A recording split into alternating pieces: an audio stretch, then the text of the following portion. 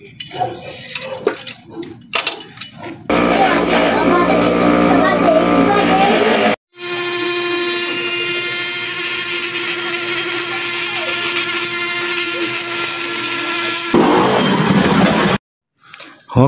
may unit po tayo ngayon. Mio, Yamaha Mio Carb Type. Mag-upgrade po tayo ng konti ngayon dahil ang customer natin is medyo may kabigatan or kalakihan. Kaya gusto niya ng konting upgrade. Tara, samahan nyo kami. Sana may matutunan kayo sa videong ito. Oh, ito na papalit natin. 54mm Q-Tech. Ayan o. Q-Tech Performance 54mm. Ito yung piston nya, piston pin, piston ring. Pero ang ano ko lang dapat dito, ang suggestion ko sana sa Q-Tech, maganda yung bore nila, pero dapat ito yung RIK mas maganda, mas upgraded, mas matibay RIK sana sa susunod. 5.6 5.5 Q-Tech din to. Oh, yan oh. 5.5 Q-Tech comes. Saka ito, bag spring 2.8. Siyempre, 4 Q-Tech tayo. Ayan oh. Ignition coil. Cam bearing original coil. Saka siyempre OEM. Doon tayo sa valve spring na OEM. Medyo may kamahalan, pero mas maganda. Ayun oh. Tanggalin natin ang engine breather cover para makita natin yung timing gear nya at matanggal yung tornilyo nun bago matanggal ang head nya. Ayan, natanggal na. Siyempre may kita mo yung number 12mm na tools dyan. Ayan, 12mm na tornilyo pala, sorry.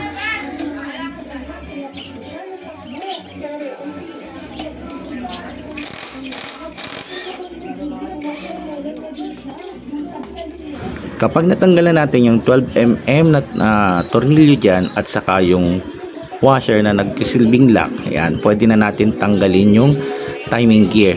Although mas maganda, mas mainam kung luluwagan natin yung tensioner nya. Although ito maluwag na kasi, kaya kinaya ko ng imano-mano.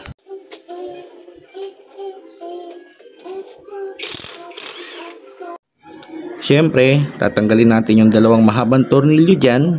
8mm lang naman yan. Pwede yung gamitan ng T-range, natural na socket, natural na liabe. Diba? Pwede yan. At saka siyempre yung cover. Yan. Yung cover nyan, if I'm not wrong, 24mm yan. Yung cover ng tappets cover na yan. Okay. Ngayon naman, tatanggalin natin yung 4 na pirasong 12mm na nut ng rod, engine rod, no? 4 na piraso yan. Pasensya na kayo sa background ko kasi may piso net ako, maingay. Kaya ewan ko kung magkakaroon ng copyright to. Pero okay lang, at least makatulong sa iba na nagdi-DIY. Sana may matutunan kayo dito, no? Basta kung may natutunan kayo, grab nyo. Pag alam nyo mali, wag nyo i-grab. Natural lang naman yun, no? Yun yung purpose natin dito, may matulungan tayo na iba. Sa part naman ito, kaya pinupukpok ko lang yung washer nya ng rod nya, no? Natanggal na natin yung nut nyan. Sa kalumaan at pabalik-balik pabalik-balik siyang ilagay, tanggalin, higpitan. Kaya nabusalsal yung washer nya. Ayun no, kaya iniikot-ikot ko siya sa may pinaka-thread nya. Ayan, lumabas din sa wakas. Ayun. At eto naman, bulaga. Ayan, tutong na tutong. Kitang-kita yung kulay pula nya na gasolina. At saka meron din siyang tagas ng langis at gasolina. Tagas nga? Oo, tagas nga. Tagas yan.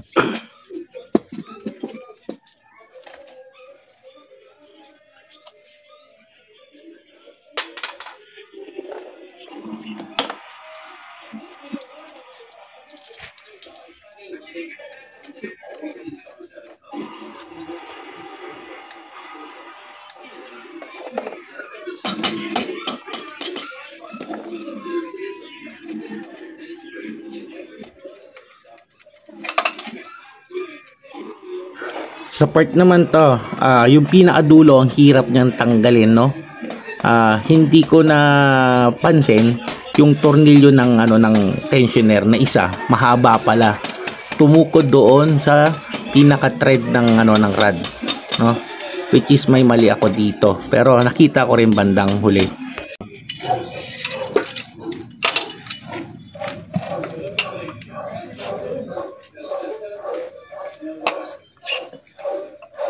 Carbon Lodi.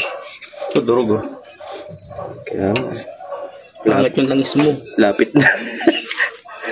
Lapit na madali. Stock size.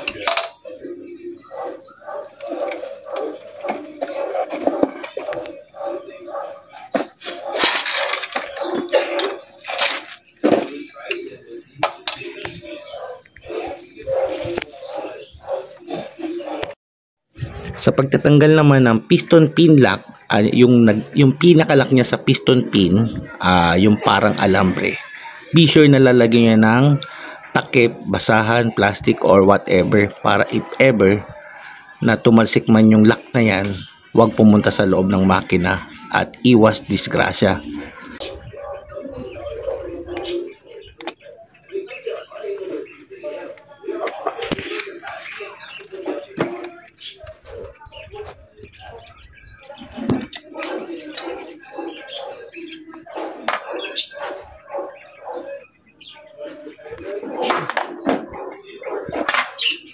Dali na to. Tagas sa langis niyan. Loscom na. Ito yung mga local na piston. Ay, ito meron po. Napalala akong takbo. Ang gasgas, oh. Laki ng gasgas. Ano?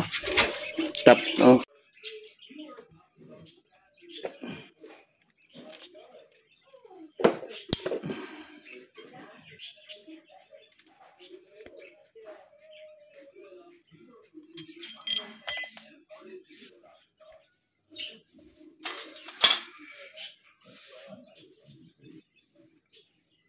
Hindi. Nag-ano na siya. Tumigas na. Tukod. Tukod. Tukod, oh. Tapos dito maluwag. Baligtad ang tappets mo. Stop mo. At ito, DIY lang na na puller ang ginamit natin, no? At matagal na tayong hindi masyadong gumagawa. Ayan. Pero matagal na ginagawa to. Number 12 lang na mahaba at nut. Ayan. Ikot mo lang at saka habang hinahatak niyo yung pinaka rod ng niya ng rocker arm at saka rocker arm at saka yung cams na yan. Dalawa yan. Bali tatlo pala. Tatlo, no? Cams at saka rod ng rocker arm. Dito sa part na to, hindi ko na napakita sa video ang pagtanggal ng valve spring, no? Madali naman tanggalin yung valve spring. Madali lang yon. Ayan, natanggal na natin.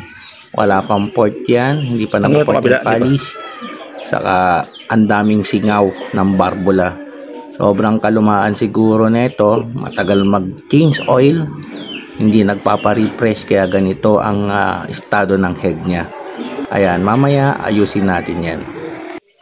Para naman doon sa mga tinanggal nating laman loob ng head at block niya, ayan, be sure lang na mayroong kayo lagay na langgana maliit, mas maganda kung malaki para hindi magkahiwa-hiwalay at hindi mawala ang mga piyesa niya.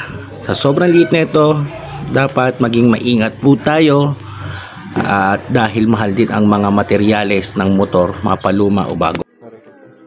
Sa paghahasa naman po natin ng barbula, mas ginugusto ko para sa akin lang ang mano-mano, no? Kasi ang para sa akin, kumbaga, mas natatadya ko siya ang diin at bilis ng pag-ikot ng barbula para matanggal yung pinaka singaw niya o mga dumi-dumi, no? Yung iba kasi ang ginagamit nila is parang machine na, or ang ginagamit din nila yung barena, ganon. Pero sa akin, mano-mano lang, pwede na sa akin to. Ginagamit ko tong Dremel na to para mas mapabilis yung paglinis natin, at saka matanggal ko yung matitigas na bagay na hindi kaya ng flat screw or ano man yung pangsundot mo dyan sa pinaka head nya. Malaking bagay ito sa aking Dremel na to. Matagal na rin sa akin to. Lahat pwede ditong gawin. Marami nagagawa tong Dremel na to.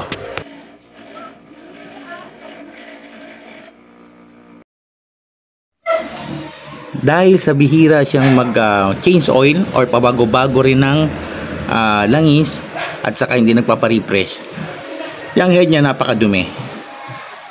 Kulay brown siya na hindi mo malaman na nakadikit. Kaya ginamitan natin siya ng degreaser.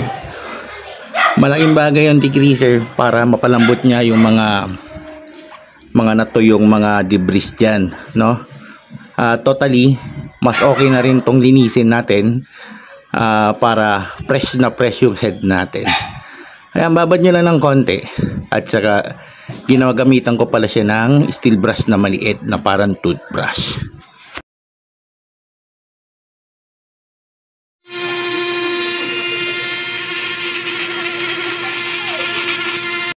At dito naman nagpo-port po tayo, no? Ayan, kailangan natin siyang i-port kasi nadagdagan yung laki ng bore niya. Stock going to 54mm na bore kit, no? Yung iba, hindi na sila nagpo-port pag 54mm lang. Pero para sa akin, much better. Pero hindi gaano kalaki. Tatansyahin nyo lang po yung size ng bore ninyo. Sa 54mm, bahagya lang ang laki ng pagpo-port natin ng intake at exhaust. Ayun, natabasan na siya natin ng konti lang, pero ayusin pa natin siya mamaya hanggang dito sa exhaust niya. Yung exhaust niya wala pa, wala pa. Mamaya pag natabasan natin ng maayos na to, yan, pag napantay na lahat hanggang dun sa dulo, iyan, gagawin na natin yung turbulence, no? Nami-wish ko nang gumawa ng turbulence, pero titingnan ko kung marunong pa tayo. Alright. Okay, ito, nakabit na natin yung cams 5.5 ng Q-Tech, at saka yung valve spring niya nakabit ko na, no?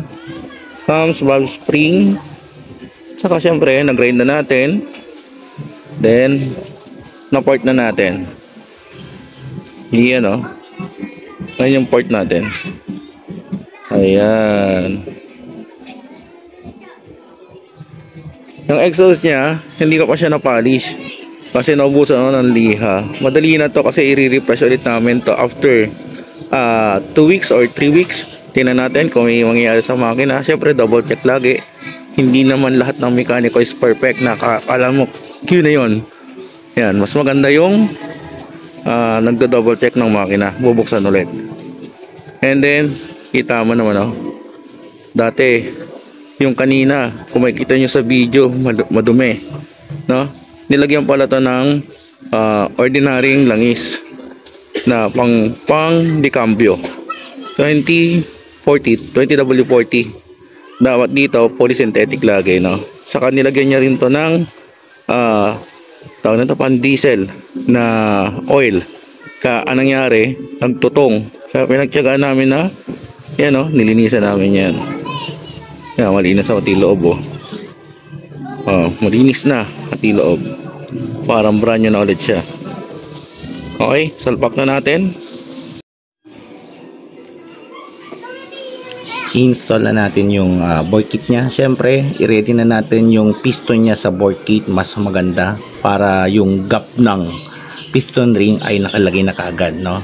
At sa pagbabalik pala ng piston pin lock, katulad nung kanina pagtanggal natin, kailangan po natin ng basahan o pantakip dyan para iwas aberya o abala if ever na tumasik ang piston pin lock natin sa loob ng makina. Ang hirap tanggalin po niyan. Kadalasan binibiyak ulit para makuha lang piston pin lock na yan if ever na tumalsik ito at mapunta sa loob ng makina natin. Sa paglalagay ng piston kit natin, no? Dahan-dahan lang po para hindi maskasan yung piston natin. Siyempre, yung timing chain natin, ilabas na yan. Yan, dahan-dahan. And then, much better na itap na natin, no? Lagyan na natin sa top dead center. Tingnan natin kung nasa top dead center. At siyempre, pag nasa top dead center, yung piston niya nasa top 10. Ayan, tapos na. Tandahan lang at suwabe ang kinalabasan po natin.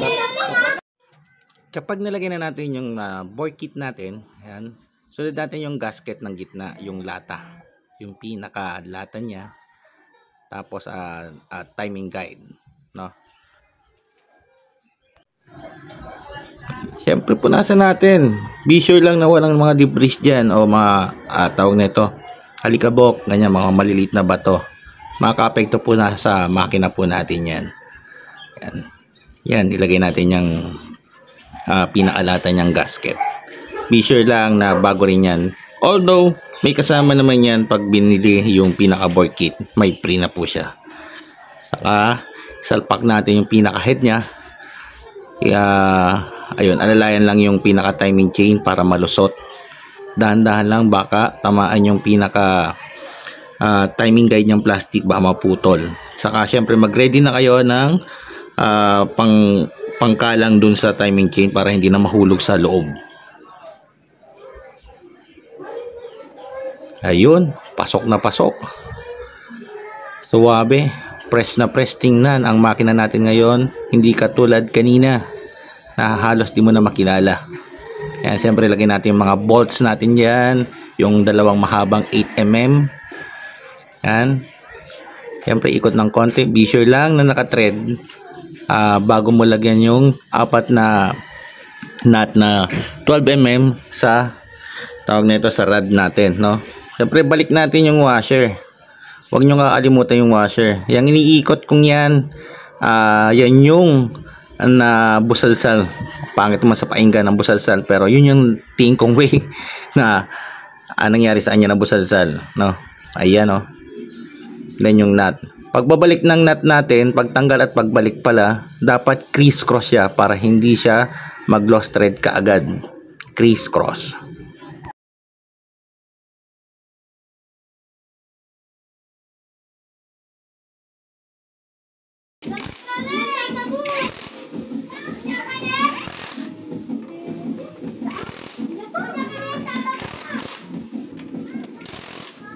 Walang remap! Wala! Anong remap? Remap yung itlog nyo. Wala nga!